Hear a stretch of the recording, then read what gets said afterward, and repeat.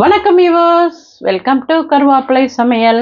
இன்னைக்கு நான் என்ன ஐட்டம் எடுத்துன்னு வந்திருக்கேன்னா, புளிச்சக்கீரை வச்சு ஒரு கோங்கூரை பண்ண போகிறோம். இது நான் ஈஸி மெத்தடாக பேச்சுலர்ஸ் ரெசிபி மாதிரியும் ஆஃபீஸ் கோயர்ஸ்க்கும் ஏற்ற மாதிரி பண்ண போகிறேன். ஸோ இந்த ரெசிபி இந்த டைமில் நிறையா கிடைக்கும் புளிச்சக்கீரை.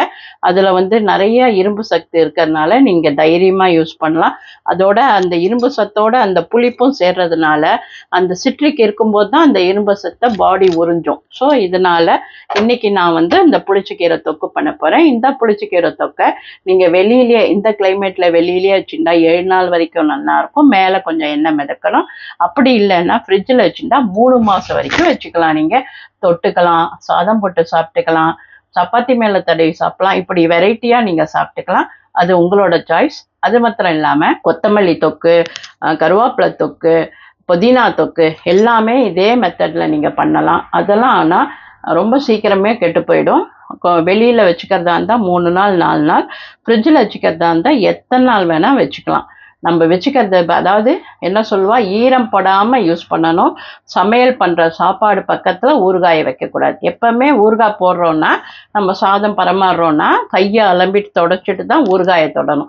அப்போ தான் ஊறுகாய் கெடாமல் இருக்கும். நம்ம பாட்டுக்கு ஏதோ எல்லாத்தோடையும் சேர்த்து வச்சுட்டோன்னா ஊறுகாய் கெட்டு போயிடும். ஸோ இப்போ நான் எப்படி பண்ணுறதுன்னு சொல்ல போகிறேன், வாங்க பார்க்கலாம். இப்போ நான் என்ன பண்ணியிருக்கேன், அடுப்பை பற்ற வச்சிடுறேன். ஒரு பாண்ட்லி வச்சுருக்கேன். அதில் கொஞ்சமாக பாருங்கள் நல்லெண்ணெய் விட்டுருக்கேன். இந்த நல்லெண்ணெயில் நம்ம என்ன பண்ண போகிறோன்னா, வெந்தயம் எப்பவுமே சேர்த்துக்கோங்க, எல்லாத்துக்கும் உடம்புக்கு நல்லது. 2 பெருங்காய கட்டி போடுறேன். பெருங்காயெல்லாம் எல்லாத்துலேயும் சேர்த்துக்கோங்க, உங்களுக்கு கேஸ் ட்ரபிளே வராது. நல்லெண்ணெயில் தான் பண்ணுறோம், இருந்தாலும் கொஞ்சமாக எள்ளு சேர்த்துண்டா அந்த ஃப்ளேவர் உங்களுக்கு ரொம்ப நல்லாயிருக்கும். அதனால எள்ளு சேர்க்குறேன் நான். ஸோ எள்ளு, வெந்தயம், பெருங்காயம் எல்லாத்தையும் சேர்த்துட்டு நம்ம வதக்கிட போகிறோம். வதக்கிட்டு மிளகாயை நான் பிச்சு வச்சுருக்கேன், இந்த மாதிரி காம்பை பிச்சு வச்சுருக்கேன், அதை அப்படியே சேர்த்துப்போம். அடடா, எங்களுக்கு மிளகாலாம் சேர்த்து வறுத்து மிக்சியில் அரைச்சிண்டு உக்காண்டிருக்க முடியாதுமா அப்படின்றவங்களுக்கு என்ன மெத்தடு அப்படின்னா, இந்த கீரையை வதக்கி மிக்சியில் அரைச்சி எண்ணெயில் கொட்டும்போது காரப்பொடி போட்டுக்கோங்க. அவ்வளோதான். காரப்பொடி, மஞ்சப்பொடி, உப்பு போட்டால் முடிஞ்சு போச்சு.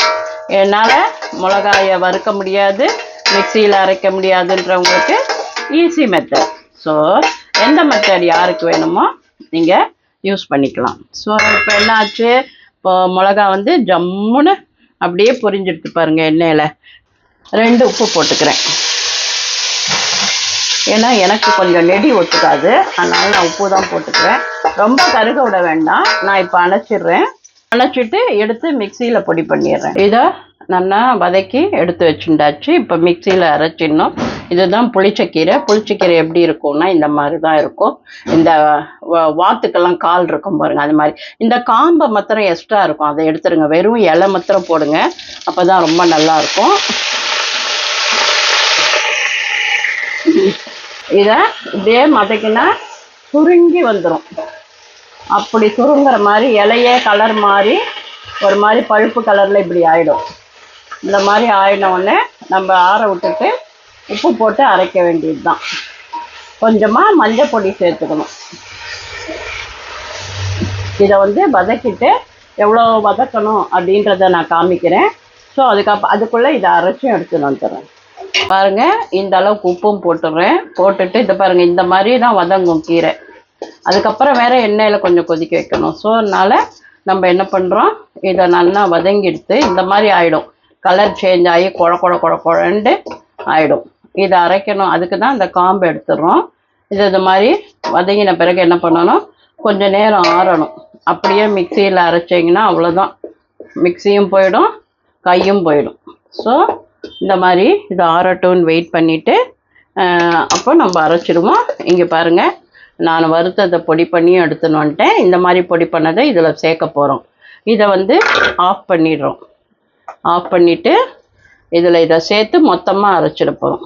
அப்போ தான் நம்ம என்ன பொடி போட்டோம் அப்படின்ற அந்த சீக்ரெட் மசாலா யாருக்கும் தெரியாது, சரியா? அதனால் நார்மலாக அரைச்சிட்டு கலப்பாங்க. நான் என்னோடய மெத்தட் இதுதான். எல்லாத்தையும் மொத்தமாக போட்டு ஃபைனலாக ஒரு அரைச்சிடுவேன். எல்லாமே சேர்ந்துடும். இது திப்பியாக இருக்குது, அது திப்பியாக இருக்குது அப்படின்னு உங்களை சொல்ல மாட்டாங்க. இதெல்லாம் ஆயிடுச்சு.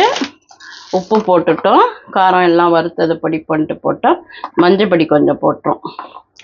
அவ்வளோதான். எல்லாத்துக்குமே மஞ்சள் பொடி சேர்த்துக்கோங்க. ஏன்னா நம்ம காரம் அதெல்லாம் சேர்க்கறதுனால வயிற்றில் புண்ணெல்லாம் வராமல் இருக்கும். அதனால கம்பல்சரியாக மேக்சிமம் எந்தெந்த ஐட்டத்துலலாம் மஞ்சப்பொடி சேர்க்க முடியுமோ சேர்த்துக்கோங்க. ஏன்னா அந்த குர்குமின் அப்படின்னு அந்த மஞ்சப்பொடியில் இருக்கிற அந்த ஐட்டம் வந்து கேன்சர் ப்ரிவென்டிங், அதாவது கேன்சர் வருவதை தடுக்குது.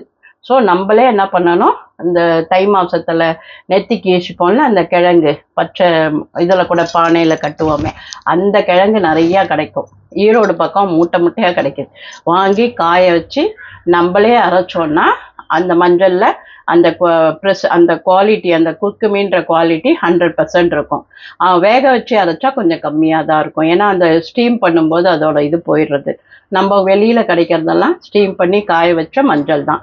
ஸோ இதெல்லாம் தான் இன்றைக்கி. இதை அரைச்சி நான் எண்ணெயில் கடுகில் போடுறத உங்களுக்கு அப்புறம் காமிக்கிறேன். 10 minutes இது ஆறணும். பாருங்கள், இதை வந்து இந்த மாதிரி வெழுமூணா இப்படி அரைச்சிக்கணும். இந்த மாதிரி நீங்கள் அரைச்சி எடுத்துட்டு ஒரு பாண்ட்லி வச்சுட்டு அதில் நல்லெண்ணெய் விட்டுட்டு கடுகு போடணும். கடுகு போட்டு கடுகு வெடிச்சதுன்னா நம்ம இதை போட வேண்டியது தான். கடுகு வெடிக்க ஆரம்பிச்சிட்டு இப்போ நம்ம அரைச்சதை போட போகிறோம்.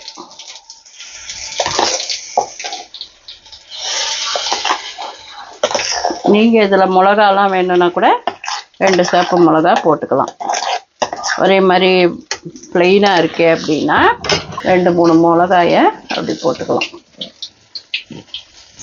2-3 மிளகாயை இப்படி வறுத்துட்டு எண்ணெயில் இதையும் வறுக்க வேண்டியது தான். அவ்வளோதான். நம்ம ஏற்கனவே உப்பு போட்டு அரைச்சிட்டேன். தேவையான உப்பு, காரம், மஞ்சப்பொடி, பெருங்காயம், வெந்தயம் எல்லாம் போட்டாச்சு. இப்போ எண்ணெயில் அப்படி சுண்டி வந்ததுன்னா நம்மள கோங்கூரா ரெடி. அவ்வளோதான். காம்போட போட்டிருக்கேன் நான் அவசரத்தில். நீங்கள் காம்பு எடுத்துட்டு போடுங்க, சரியா? காம்பு எடுத்துகிட்டு போட்டால் தான் அழகாக இருக்கும். நான் அதுக்கப்புறம் தான் பிக்கணும். நான் எண்ணெய் காஞ்சிட்டு நான் அப்படியே எடுத்து போட்டுட்டேன்.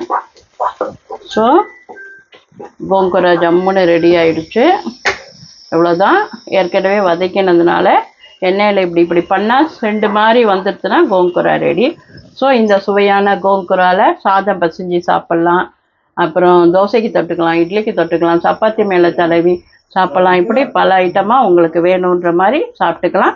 இந்த சீசனில் கிடைக்கும். ரொம்ப ஹெல்த்தியானது. இதே மாதிரி செஞ்சு பாருங்கள். செஞ்சு பார்த்துட்டு எப்படி வந்ததுன்னு கமெண்ட் பண்ணுங்கள், லைக் பண்ணுங்கள், ஷேர் பண்ணுங்கள். எங்களோட வாட்ஸ்அப் நம்பர் என்ன?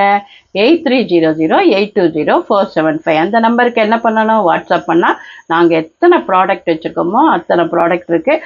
இப்போ லேட்டஸ்ட்டாக நான் என்ன போட்டிருக்கேன்னா, ஃப்ரெஷ்ஷாக ஆவக்காய் ஊறுகாய் ஒரு கல் தூக்கலாக இருக்கும், சூப்பராக இருக்கும். வெளியில் வச்சாலும் கெடாது, ஃப்ரிட்ஜிலையும் வச்சுக்கலாம் நீங்கள். ஸோ உங்களுக்கு ஆர்டர் வேணும்னா 8300820475 என்ற எண்ணுக்கு வாட்ஸ்அப் பண்ணுங்கள். நன்றி. ஆரோக்கியமாக சாப்பிட்றோம், ஆரோக்கியமாக இருக்கும். நன்றி, வாழ்த்துக்கள்.